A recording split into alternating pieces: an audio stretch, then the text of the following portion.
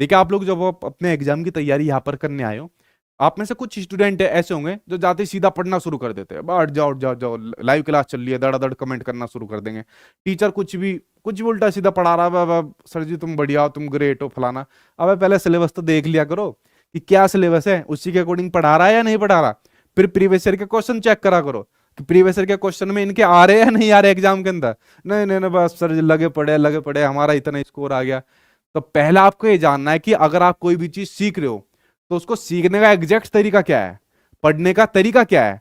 तो सीखने को किस प्रकार सीखा जाए, डायरेक्ट सीखने की बात नहीं करता। जैसे मैं आपसे कह रहा हूं अगर आपको चीज सीखनी है तो पहले सिलेबस देखो कि एग्जाम का क्या सिलेबस है, फिर पीवाईक्यू देखो, फिर देखो टीचर क्या पढ़ा रहा है, टीचर किस प्रकार से सिखा रहा है, तब इस चीज के ऊपर आइए। ठीक है।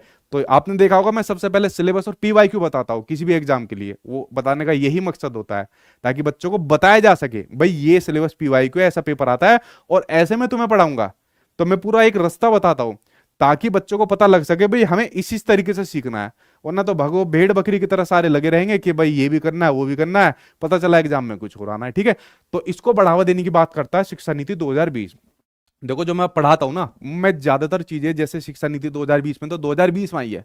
ठीक है। बट उससे पहले मैंने बहुत ट्रेनिंग ली हुई है। ठीक है। उससे पहले का बहुत मुझे अनुभव है, शिक्षा नीति 2020 से पहले का बहुत अनुभव है मुझे। ठीक है। तो मैं सभी चीजें अपने अनुभव के आधार पर आपको बताता हूँ, ये कोई भी किताबी बात ही नहीं मिलेगी, ये किसी किताब में मिल ही नहीं सकती इनफैक्ट आपको। ठीक है। तो इसलिए मैं कहता हूँ अगर आपने अपनी समझ विकसित कर ली तो आप इस प्रकार की पैडागोजी के अंदर निपुण हो जाओगे अपने। ठीक है।